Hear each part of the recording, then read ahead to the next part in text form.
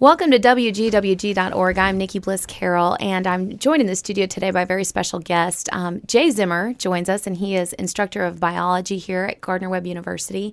And he has come to share some information that he's gathered over the years on the physical death of Jesus. Jay, thank you for being here. I appreciate it. This is a great subject to talk about, especially this time of the year, so thank you for bringing me in. Absolutely. I know a few years back I got to hear a very similar presentation at my home church, and it was stunning, the information that I just didn't realize was out there about the physical things that Jesus Christ went through in the hours preceding and in the day leading up to his crucifixion and death on a cross.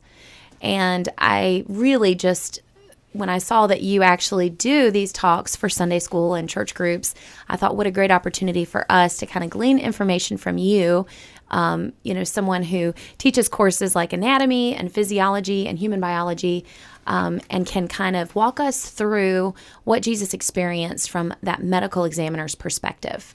Sure.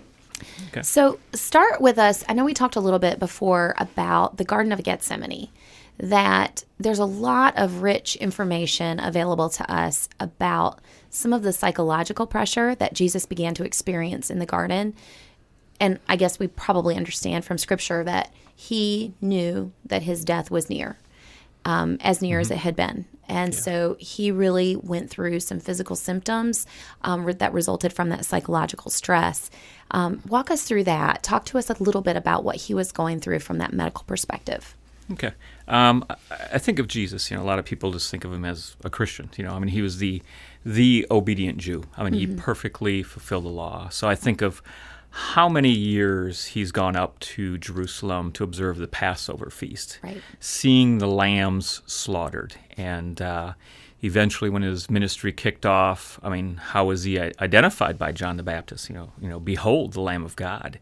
And at some point, he must have known that I will be the ultimate sacrifice. And there's numerous places in Scriptures that talk about him talking to his disciples, hey, I'm going to be suffering and die on the cross, and he knew all that information.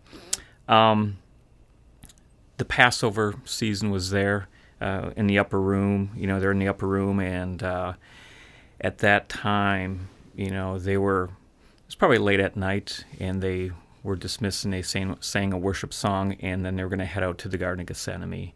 And being a Passover, it was a full moon, so they could probably see to some extent. And then they left Jerusalem, went through the Kidron Valley, and there was a stream there.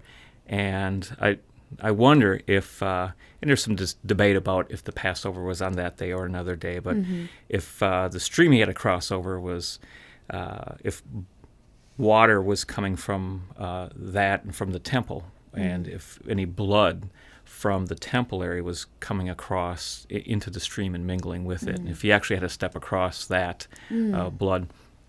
But he went into the Garden of Gethsemane, which means oil press, and so I think there's some symbolism there. And just, he knew what was coming down the pipe, and I think now that it's so close, the amount of pressure and stress he was feeling was very great. And to think that Jesus was so stressed out, he had to be ministered to by an angel, must have meant that he was going through quite a bit. Some of the things we see in there, Luke 22:44 talks about him being in agony. And in other places, in Mark, it talks about my soul is overwhelmed with sorrow. And the amount of pain he was experiencing was, one Greek translator translated that word sorrow as horrified. And so he was extremely stressed out, and it talks later, Luke mentions, and his background is a physician. So I've read some articles in the whole Gospel of Luke. There's it's kind of peppered throughout with medical terminology, so he's obviously very knowledgeable about the human body. And it says, his sweat became like drops of blood falling down on the ground. And, can that happen?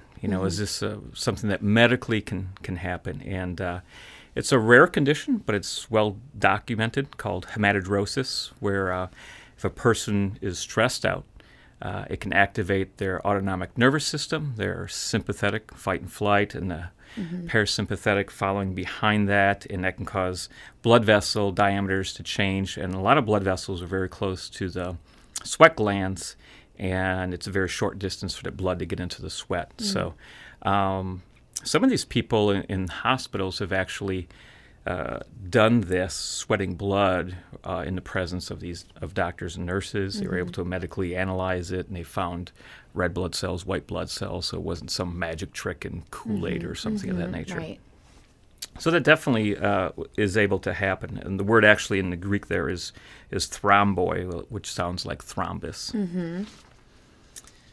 So that's a little bit about the garden there. And then immediately after that moment, and he was strengthened by the angels, as the word tells us, he gets up, he basically stirs Peter, James, and John, and then that group of soldiers is there to apprehend him. And so he leaves the garden, and he is taken to, we believe, the house of the high priest Caiaphas. Walk us through what happened to him at that point. He went through a couple of trials overnight there with the high priest, and then the high priest took them to Pilate, which was the Roman governor at that point. Walk us through some of what he would have endured physically at those locations. And in the midst of this, he didn't say a whole lot. Yes. That whole proceeding was very illegal. They were just trying to push things through to get this problem taken care of, this Jesus problem. And, having legal proceedings held at night, and there's numerous things that they did out of order. But probably, at least from the physical point of view, he was probably not given a lot of water. He's already stressed out from what he's experienced in the Garden of Gethsemane there. And then later on, with his abuse from the guards, being spat on and punched, and then eventually turned over, to Pilate.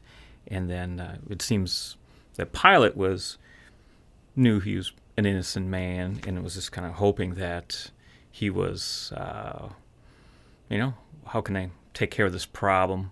And he had him scourged, and that scourging was, a lot of theologians say, well, maybe if he scourged him, whipped him enough, that would satisfy the crowd, but the crowd just kept going, and wanted more, and we know how that all turned out, and then eventually they asked for the crucifixion. So let's talk about that, the scourging that we probably, when we think about a beating, we probably aren't imagining something of this nature. Yeah. This is the cat of nine tails. This is whipping to the point of hitting bone. Talk us through some of that medical, what is happening to a person's body when they are whipped with a weapon like what Jesus was whipped with. Okay. A lot of times in America we think of a whip like with a cowboy, long whip chasing cattle. You're exactly right. This like cat of nine tails, it was, they call it a flagellum or flagrum, and it was designed for torture. And it was a very routine thing, a preliminary thing done before any Roman execution. The only people that were exempt from flogging were women, Roman senators, and soldiers, except in the case of desertion. And they would put, the most torturous things they could find into this whip. A lot of times they would have lead balls in there, pieces of glass. I've heard of dice, bones from sheep, whatever they could find. And the length they would have at multiple lengths, so when they whipped a person, it would spread out the pain into a larger surface. And what would actually happen to the body during this? The lead balls, if they used lead it would cause severe bruising. The bones or the glass would just tear away the skin, probably maybe even getting to the point where a fluid was accumulating around the lungs. A lot of people would have broken bones. The instance of Jesus, there's recorded no bones were broken, so that probably didn't happen. Then you'd start to go into shock. You'd see the kidneys shutting down, a lot of sweat, convulsions possibly, faintness, erratic heartbeat, and a lot of people didn't even make it past these floggings. And Jesus, they gave him an extra dose. And a lot of times people think of, well, isn't there a limit to flogging? We read in the scriptures that it can't be more than 30 or 40 lashes. But being Roman soldiers, it was whatever they felt like it. Typically, a soldier on each side. They would have the person bent over a pillar or tied with their hands up in the air to a pillar just to inflict more pain. And they just worked them over. Person was stripped naked to humiliate them. And I would imagine they worked all the way from the neck with the whippings all the way down, buttocks, thighs, and when it was over, the person was just shredded pretty bad. Yes.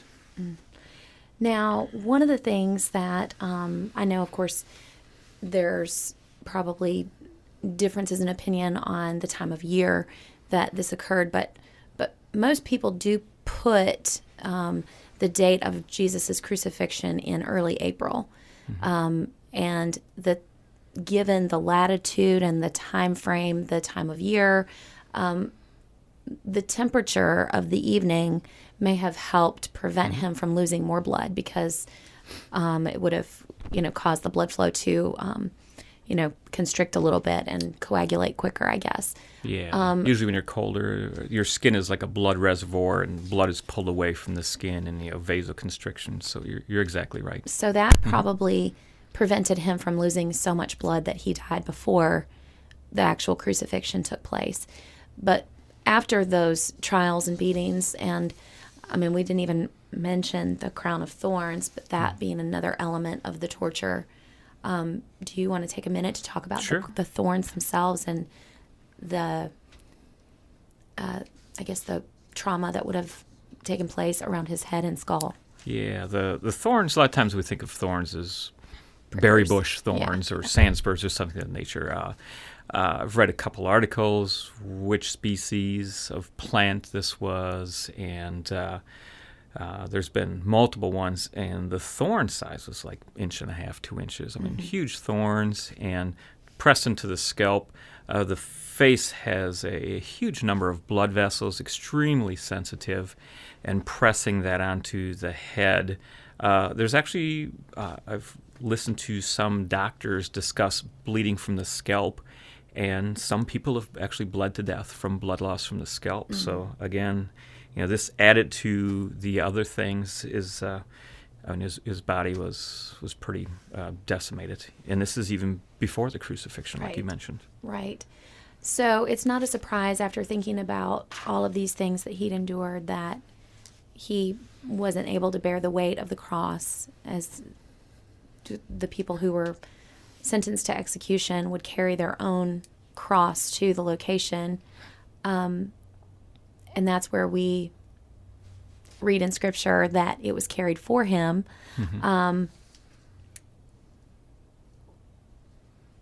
One of the things that I saw in some of the research I had done was just that many people don't even make it past that journey, that there's so much blood loss, so much trauma to the body, as you mentioned, that the chances of surviving the previous several hours were pretty minimal, and yet he's still on his feet, at least to some degree, able to continue moving forward towards this moment that he's known has been coming his entire life, essentially. Let's talk for a minute about the crucifixion itself. We know that the Romans designed it as a mode of punishment to inflict the most amount of pain and to make death take, I guess, as long as it possibly can. Walk us through what you've learned about crucifixion, and then the different aspects of crucifixion as it related to Jesus' death. With crucifixion, it's important to understand what was the goal. The whole goal is not to kill the person. I mean, that is one of the end results. How many people have been killed with the Roman gladius, Right. and Jesus could have been killed in some back alley or poisoned or something. And I cannot think of a more painful way to die than crucifixion, the most painful. Also, with crucifixion, it was not invented by the Romans. I think it was the Assyrians or some other ancient culture. Started off as impaling, and then it just morphed. What are some more torturous things we can do? And if the hands are extended high above the body, a person dies quicker. So they would have the person's arms outstretched to prolong the agony. And we're all familiar with Spartacus. And after that revolt, they lined a road to Rome with, hundreds and hundreds of these gladiators that revolted. So crucifixion it wasn't just a Jesus thing. And a lot of times they would, it was done to humiliate the person. And a lot of times the message was just to tell the population, we are Rome and you are not, and you need to know your place. And they would try to find a public hill or a crossroads where a lot of people would pass. And, I wonder how many people had Jesus seen crucified prior to this. It was not something that was unusual. And done in a very public place. Like I mentioned earlier, a person was often naked. And the cross was extremely heavy. Sometimes people depict Jesus carrying the whole thing, and that would be estimates of close to 300 pounds. And even if you're not injured, carrying that would be very challenging. You're talking about length of a couple football fields here to get up to where they think Golgotha was. And so most historians would say it's just the top cross beam, and that was probably 130, 150. I imagine it varied quite a bit. So Jesus would have to carry this very rough timber on his back, and his back was already shredded, and going up the streets, being humiliated, and eventually getting to Golgotha. So, Now, when your body goes through shock, is there any kind of desensitizing to the nerves? Are you feeling every single ounce of pain, or is there a protection that your body will kind of launch to keep those things from being felt? Well, there is something when we exercise. Endorphins, which are like a natural painkiller. Sometimes people experience a runner's high. Sometimes you have adrenaline going through your body, which makes things much more vivid.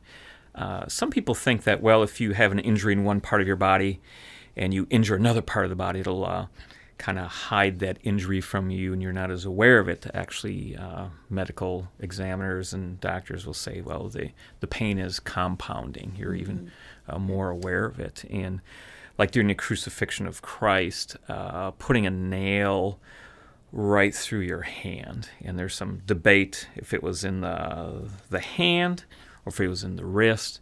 Either way, very close to the median nerve. And soldiers have experienced pain or an injury to the median nerve, and it's a phenomenon called causalgia. And sometimes just the wind blowing on your skin can cause excruciating pain. And here you have a nail going through the hands and through the feet. Some people think it's unlikely that the nail was going through both feet with one long nail. That would be very difficult to pound a nail to be able to hit both of those. And they've actually found some archaeological evidence of a heel bone of crucifixion, and there's the nail still stuck through it. So there's an early like a crucifix depicting Jesus, and it shows two nails in the feet and one for each foot. And so some people are more in favor of that theory. But either way, the pain of these huge nails and bearing your weight on them was unbearable. And your skin on the entire back side of your body where you're going to be pressing up against that timber is completely, it's not intact anymore. And I mean, it paints a very gory and troublesome picture in your mind of what Jesus was enduring.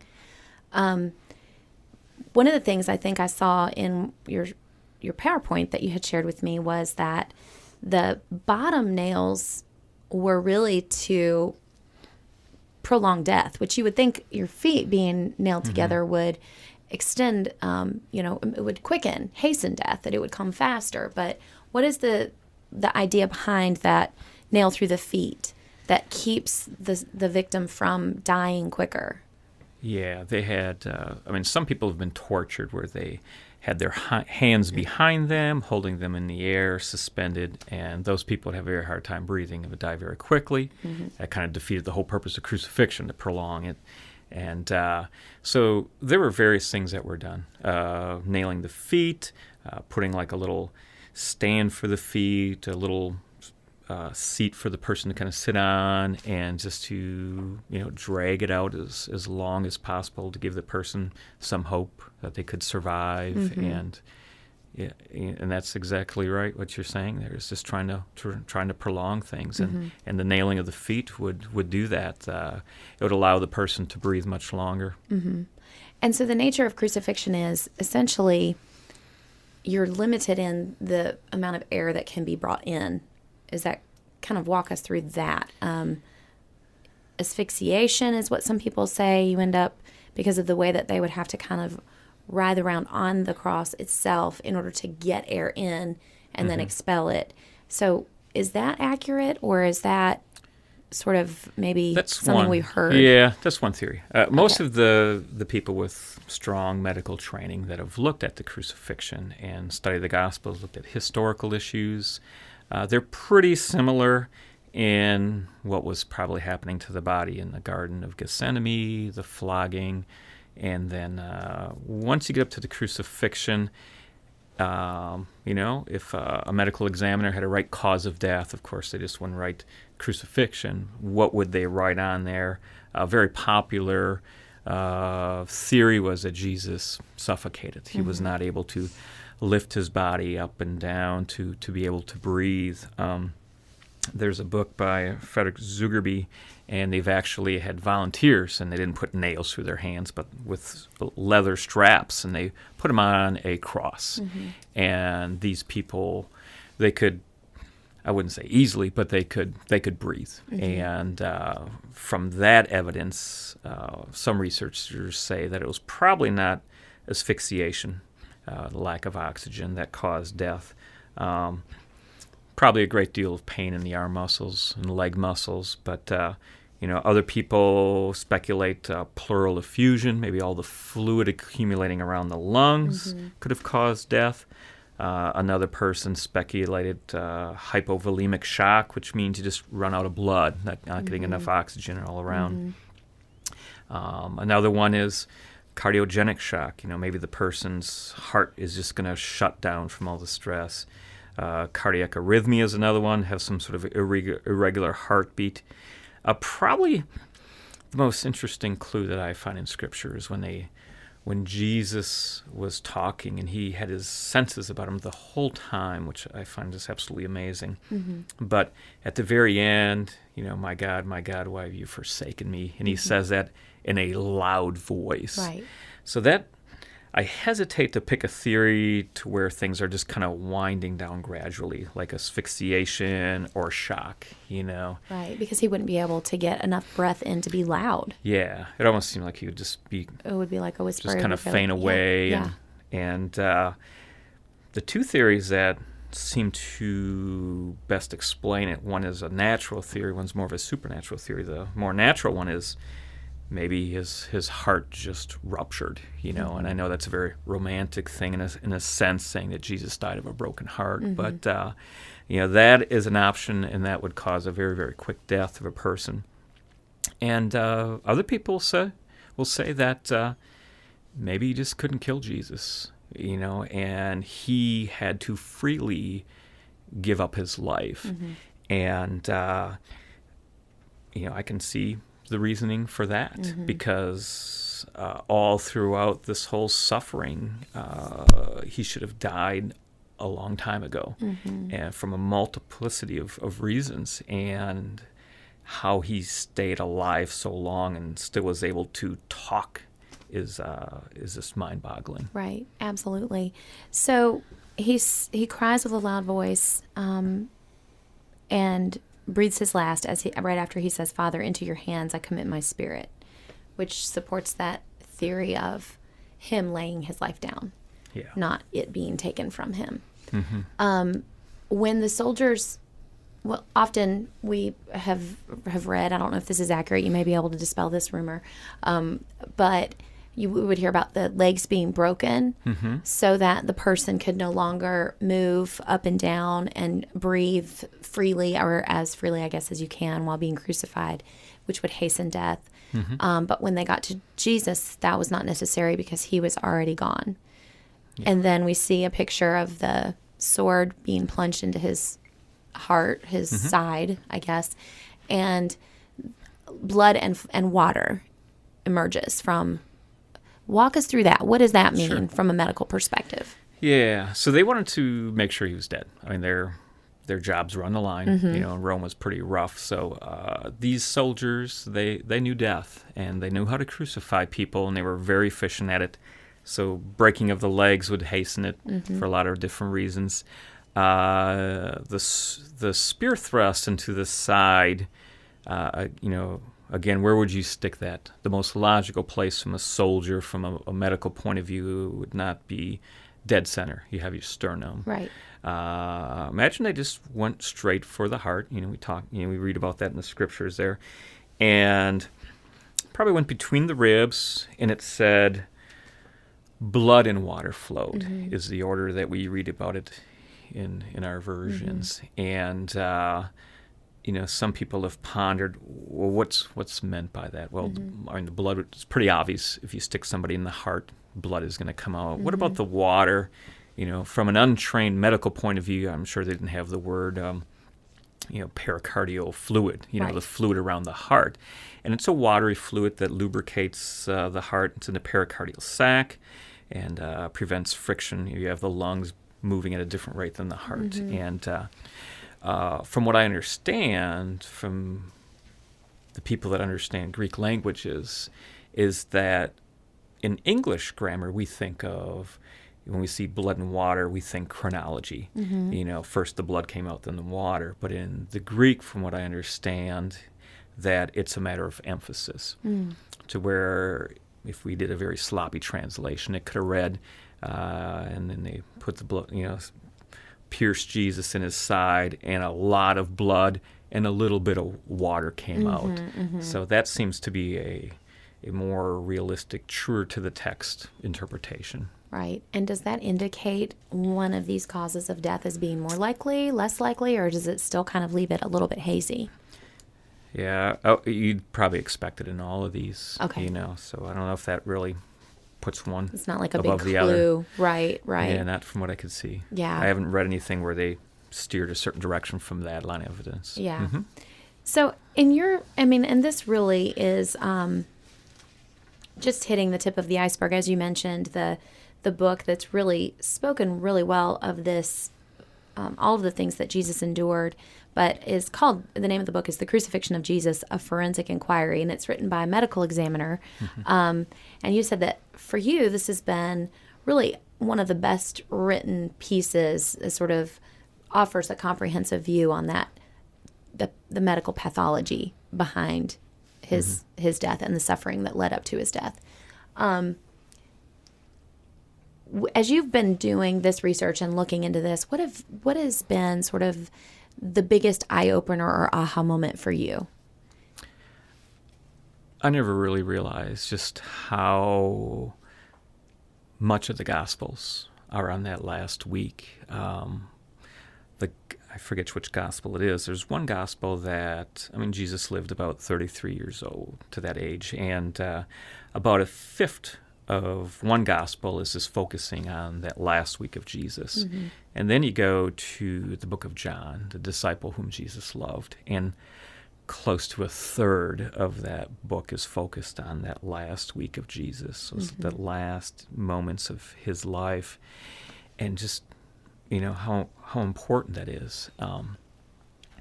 In my research recently, I was just kind of going over things, and what really stood out to me is what Jesus was doing. I mean, the crucifixion has a huge theological importance, and the Jews, they were looking for a military Messiah, and every time they went to the Passover, they would celebrate, this is when we shook off those crazy Egyptians. And then they would leave and walk around their town, their city, and see the Romans. So that was very difficult. But I'm amazed at Jesus. I mean, he was so unselfish, even to the very end. And on the Via Dolorosa, carrying his cross, and women were wailing and crying behind him, and he would talk to them, he'd minister to them. Women, don't mourn, and then he's getting crucified, and he's saying to the soldiers, Father, forgive them, for they know not what they do. And then the people next to him he's trying to scoop up one more soul for heaven, and evangelizing to the thief next to him, and even taking care of his mother, and it just blows me away at the depth of his love. And a lot of times, we're alone with our thoughts at night, staring at the ceiling and wondering, does God really exist? Does God love me? Does God know what I'm going through? And we may not have good mental answers to those questions, but sometimes we just have to meditate on just the tragedy and the love and the unselfishness of what we see at the cross. And that, I find, is just beyond comprehension. Is that so beautifully said? And I think sometimes we want to have that clinical, smart, knowledgeable answer, and sometimes it's just something is true. Yep. And you may not be able to explain it, but you can certainly feel it. Jay Zimmer, thank you so very much for being here. I mean, such a subject of deep gravity, but I also think that often, I think especially in the Protestant faith, we may not sit here frequently enough to really contemplate what Christ did for us. And it's been sobering, and it's been encouraging to hear about it through the eyes of someone who understands our physical body and sort of what we would go through if we were walking that path as well. And praise the Lord, we don't have to worry about that. Any other final thoughts or comments? I just really appreciate you asking me to come in, and this is a topic that is so important, and it's very humbling to talk about, and I just really appreciate this. Very much of an honor to speak about this. Well, thank you. And I will mention, too, that Jay is available to local church groups and has a really lovely presentation kind of already prepared. So if you are interested in reaching out to him for more information on how you can connect and possibly bring him into your church group, we will provide some information in the description below our interview today. Jay Zimmer, instructor of biology here at Gardner-Webb University, thank you so much for being here with us. Thank you, Nikki. For WGWG.org, I'm Nikki Bliss Carroll.